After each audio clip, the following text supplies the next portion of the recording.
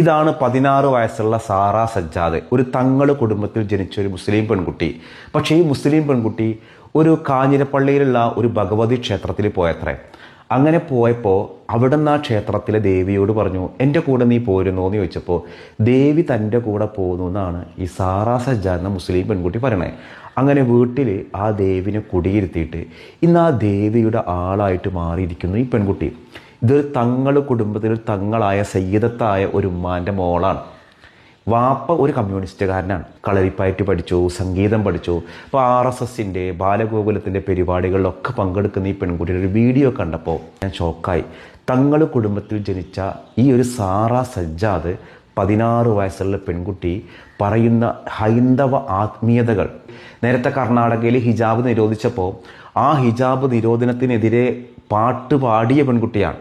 എന്നിട്ട് ഹിജാബ് ഒഴിവാക്കുകയും ചെയ്തു. അപ്പം ഇങ്ങനെ കുറേ ജീവിതങ്ങൾ നമ്മുടെ മുന്നിലുണ്ട്. ഞാനിതൊരു കൗതുകം തോന്നിയൊരു ജീവിതമാണ്. ഒരു പക്ഷെ നമ്മുടെ വീഡിയോ കാണുന്ന ആളുകൾ, ഇതിൽ ആരെങ്കിലും ആളുകൾ മുമ്പ് ഈ വീഡിയോ കണ്ടോ എന്ന് എനിക്ക് അറിഞ്ഞുകൂടാ. എല്ലാ മതങ്ങളും സത്യമാണ് എന്ന വാദമൊക്കെ ഉള്ള ഒരു പെൺകുട്ടിയാണ്.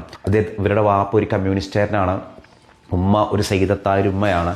അങ്ങനെ വളർന്നപ്പോഴേക്കും മറ്റു വിശ്വാസങ്ങളിലൊക്കെ പോയി തൊഴാൻ വേണ്ടിയിട്ടുള്ളൊരു ഫ്രീഡം അവർക്ക് കിട്ടി. ഇങ്ങനെ ലിബറലായിട്ട് ജീവിച്ചാൽ ആളുകൾക്കിടയിൽ നിന്ന് ഭയങ്കരമായുള്ള ഒരു അപ്രീഷിയേറ്റ് കിട്ടുമെന്ന് കരുതിയിട്ടാണ്. ഇപ്പോൾ ഈ അടുത്തൊരു മലയാള സിനിമ നടി അൻസിബ ഹസൻ എന്ന് പറയുന്ന ഒരു നടിയെ ജിഹാദി എന്ന് വിളിച്ചത് ടെനീം ടോ എന്ന് പറയുന്ന സർവരാലും അറിയുന്നൊരു കലാകാരനാണ്. എന്താ ഇപ്പോൾ അൻസിബ ഹസന് ജിഹാദി എന്ന് വിളിക്കാൻ കാരണം?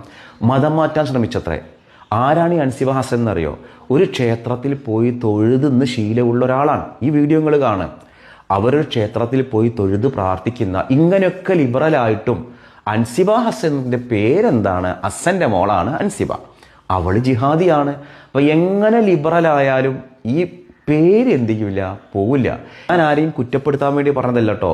ഇങ്ങനെ വിചിത്രമായ ജീവിതങ്ങൾ നമ്മുടെ മുൻപിലുണ്ട് എന്നുള്ളതാണ്.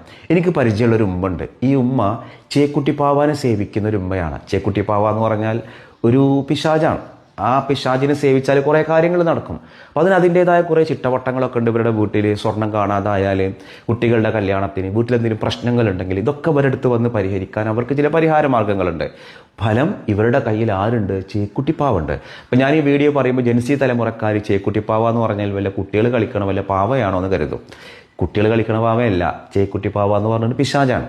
ഇതിനെ സ്വീകരിച്ചിട്ടിരുന്ന പല മുസ്ലിം ഉമ്മമാരുണ്ട്. ഇങ്ങനെ കുറേ അന്ധവിശ്വാസങ്ങളുടെ പിറകെ പോകുമ്പോഴാണ് നമ്മൾ ഈ ഭഗവതി ക്ഷേത്രത്തിലൊക്കെ പോയിട്ട് നമ്മുടെ പ്രശ്നങ്ങളും പ്രയാസങ്ങളും ക്ഷേത്രത്തിൽ പോയി പറഞ്ഞ് ആ ഭഗവതി സഹായിക്കും, അല്ലെങ്കിൽ ഈ പണിക്കര് സഹായിക്കും, അല്ലെങ്കിൽ ഈ മൊയ്ലിയർ സഹായിക്കും, ഇങ്ങനെയുള്ള വിശ്വാസങ്ങളിലേക്കും അന്ധവിശ്വാസങ്ങളിലേക്കും അനാചാരങ്ങളിലേക്കൊക്കെ നമ്മൾ പോണത്. അങ്ങനെ ഈ ചേക്കുട്ടിപ്പാവ കയറി ഉമ്മ എല്ലാവരും സഹായിക്കും. അവരുടെ അടുത്തൊക്കെ ആൾക്കാർ വരലുണ്ട്, അവിടെ ദിക്റ് മക്കലുണ്ട്, സ്വലാത്ത് നടത്തലുണ്ട്. മരണസമയം ഇതിന് വായൽക്കൊരു തുള്ളി വെള്ളം ഇറങ്ങണില്ല എന്നാൽ അത് മരിക്കണില്ല. ഇതിൻ്റെ മേലെ ചേക്കുട്ടിപ്പാവ് കയറിക്കണം. ചേക്കുട്ടിപ്പാവനെ ആ ശരീരത്തിൽ നിന്ന് എടുത്തിട്ടല്ലാതെ അതിന് മൗത്ത് സംഭവിക്കൂല, മരണം സംഭവിക്കൂല. ഇത് പറയുമ്പോൾ ഒരു പക്ഷേ ഇതിനെക്കുറിച്ചൊരു ബോധമില്ലാത്ത ആളുകൾ ഇത് വിശ്വസിക്കില്ല. അങ്ങനെ അതായത് ഈ മനുഷ്യനൊന്നും മരിച്ചു കിട്ടണമെന്ന് ആഗ്രഹിച്ചു. കാരണം വയ്യാതായി കടന്ന കിടപ്പിൽ തന്നെയാണ് എല്ലാം കഴിയുന്നത്. ആകെ ക്ഷീണിച്ചു. എന്താ പറയുക, ട്യൂബിട്ടിട്ട് പോലും ഫുഡ് കൊടുക്കാൻ പറ്റാത്തൊരവസ്ഥ. നമ്മൾ ചില സന്ദർഭങ്ങളിൽ നമ്മൾ മരിച്ചാലും മരിച്ചെങ്കിലും ആഗ്രഹിക്കൂലേ? കാരണം ജീവിച്ചിരിക്കുമ്പോൾ അവർ അത്രയും പെയിൻഫുള്ളായിട്ടാണ് ജീവിക്കേണ്ടാവുക. പക്ഷെ മരണം മാത്രം സംഭവിക്കണില്ല. എന്നാൽ മരിച്ച പോലെ കിടക്കാണ്. റൂഹുണ്ട്, ശ്വാസമുണ്ട്. അങ്ങനെ ഒരു മൊയ്ലിയരെ കൊണ്ടുവന്നു, തങ്ങളെ കൊണ്ടുവന്നു, കാര്യങ്ങൾ പറഞ്ഞ് ദുആ ചെയ്തു. ആ ചേക്കുട്ടിപ്പാവനെ ഒഴിവാക്കിയപ്പോഴാണ് അവർ റാഹത്തായിട്ട് മരണപ്പെട്ടത്. അപ്പോൾ ഇത്തരം വിശ്വാസങ്ങളും ആചാരങ്ങളൊക്കെ ഉള്ള ആളുകളുണ്ട്. ഇപ്പോൾ നമ്മുടെ കൗമിൽപ്പെട്ട ഒരു ജ്ഞാനക്ഷേത്രമൊന്നും ഞാൻ പറയുന്നില്ല, ആ ക്ഷേത്രത്തിൽ ഏറ്റവും അധികം കാണിക്ക സമർപ്പിക്കാനും അവിടെ ചെല്ലുന്നതും പർദ്ദയിട്ട ആളുകളാണ്. ആ ക്ഷേത്ര മൈതാനിയിൽ നിസ്കരിക്കാൻ സ്ഥലമുണ്ട്. തൃശ്ശൂർ ജില്ലയിലാണ്. അവിടെ നിസ്കരിക്കാൻ പ്രത്യേക മുറി ഉണ്ടാക്കി കൊടുത്തേക്കാണ്. ഞാൻ പറയുമ്പോൾ അത് പള്ളി എന്നേ പറയുള്ളൂ. ഒരാൾ വഖഫ് ചെയ്താലാണ് പള്ളിയാവുക. ആ അമ്പല കമ്മിറ്റി അത് നിസ്കരിക്കാൻ വഖഫ് ചെയ്തതാണ്. അപ്പോൾ ഇത് ഈ പർദ്ദയിട്ട ആളുകൾ എന്തിനാണ്? എൻ്റെ എളാമാൻ്റെ മോളിനെ ദ്രോഹിച്ചിട്ടുണ്ട്, ഓളൊന്ന് ഇടങ്ങറാക്കണം. അപ്പോൾ അവിടെ 10 റുപ്യ കൊടുത്തിട്ട് ഒരു പിശാചിനെ കിട്ടും. ആ പിശാചിനെ അങ്ങോട്ട് അയക്കും. പിന്നെ അവിടെ എന്നും പ്രശ്നങ്ങളാണ്. അപ്പോൾ ഇതൊരു തരം എന്താ പറയുക, ബ്ലാക്ക് മാജിക്. അപ്പോൾ അത് ചെയ്യാനൊക്കെ ഇതിനൊക്കെ കാശ് കൊടുത്താൽ ഈ സാധനം കിട്ടും. ആ ക്ഷേത്രാധികൃതർ പറയണം ഇവിടെ ഏറ്റവും അധികം വരുന്നത് ആരാണ്? നിങ്ങളുടെ ആൾക്കാരാണ്.